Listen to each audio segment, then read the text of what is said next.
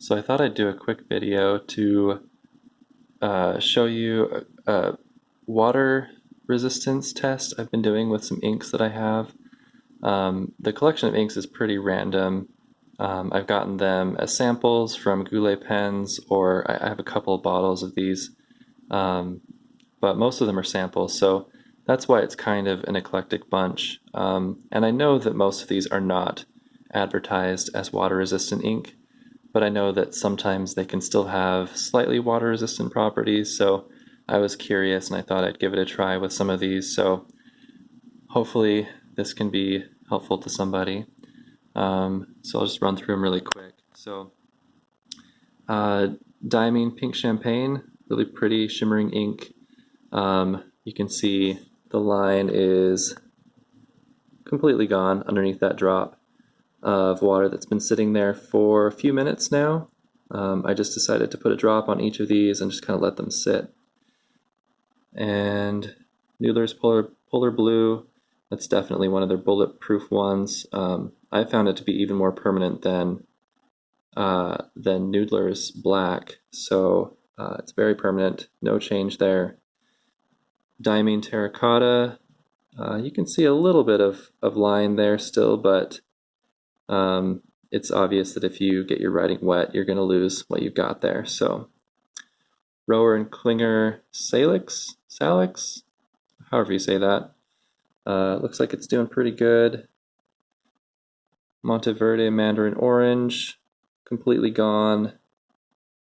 Pilot Irushiz, wow, that's a hard one. Pilot Irushizuko Yamabudo. There we go. There's a little bit of line there, not much. Diamine Sherwood Green, completely gone, just about. Noodler's Noodler's Black Swan and Australian Roses. This is one that I was a little bit curious about because I knew that it was partially bulletproof. I think that's how they advertise it. And I have had it smudge a little bit, but I knew that it was partly permanent. So as you can see there, some of the dye has been lifted from the page, but the lines are completely intact. They're very clear. So that's nice to see. 54th Massachusetts, Noodlers, very much intact as expected. Again, that's another Noodler's ink that I found to be more permanent than Noodler's Black. Noodler's Black has some smudging sometimes, but Polar Blue and 54th Mass, they don't usually at all.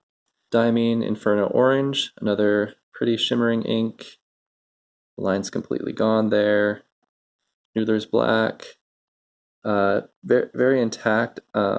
In a minute here, I'm going to move these droplets around to see what kind of smudging takes place, and I think we'll see a little bit of smudging. We'll see if I'm right on that.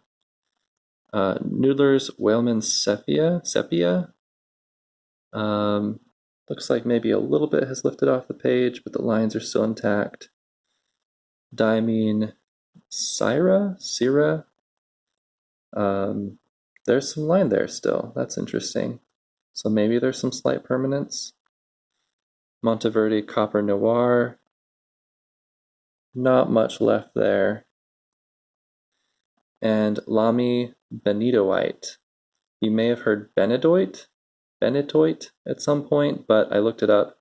The gemstone it's named after is called Benitoite. So Lamy Benitoite. And that one is supposedly permanent. And it looks like some of it has come off a little bit. Yeah, maybe some of it's come off, but the lines are still crisp, so that's nice. So now I'm going to go ahead and just kind of smear these around really quick, see what happens there. We can get a better look at what was going on underneath that droplet too. Yeah, so even just smearing it around there took a lot off the page, and you can see where the droplet was. It's erased completely. Polar Blue, maybe there's just a slight amount of blue coming off, but that looks really nice. Diamine Terracotta, there's a little bit there still. Sorry for the shaky camera. but it's mostly gone. But if your writing gets wet, maybe you'll be able to recover what you had there. Salix, let's see. Yeah, just a little bit of like color coming off, but crisp lines. Mandarin orange, let's see. Yeah, erased. Wow, completely erased. Well, not quite, but pretty much. Yamabudo. Huh, that's not too bad. I mean, it's definitely not what I'd call permanent, but there's some water resistance there. Sherwood green. There's a little bit of line. Okay, black swan. I'm curious to see how much this one will smudge. Okay, yeah, so the color definitely has moved around a little bit, but the lines are great. That's cool. And then 54th Mass. Yep, pretty much no change there. Diamine Inferno orange. Pretty much erased. A lot of smudging. Noodler's black. Yeah, there's some lifting off the page. Of course, the lines are pretty good. They're fading slightly, but not bad. And then this sepia here. Okay, a little bit of color lifting off, but good lines. Syrah, wow, that one got pretty much absorbed. Okay, so there's still some line left there. That's cool. I'm not looking for complete permanence. I like just seeing that if I write something down and the page gets damaged, I'll at least be able to recover what I had there. So, okay, with Copper Noir, we've got some line there, pretty good amount of line there as well.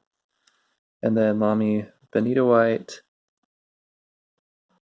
Whoops, mix the inks there. Some fading, but good lines, so that's nice.